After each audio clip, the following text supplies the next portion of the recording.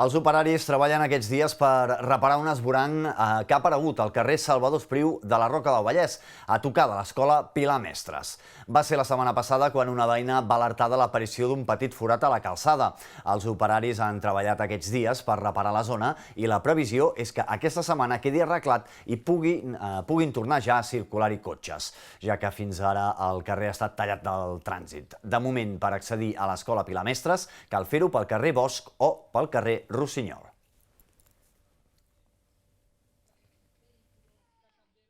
Van començar a obrir un tros de carrer i es van donar compte que hi havia més de la meitat del carrer que estava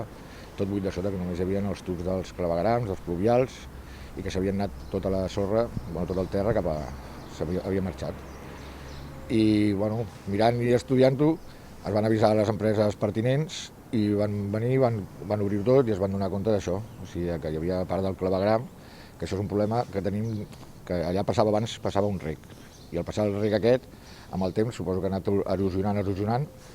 i s'ha endut tot el fonament que hi havia.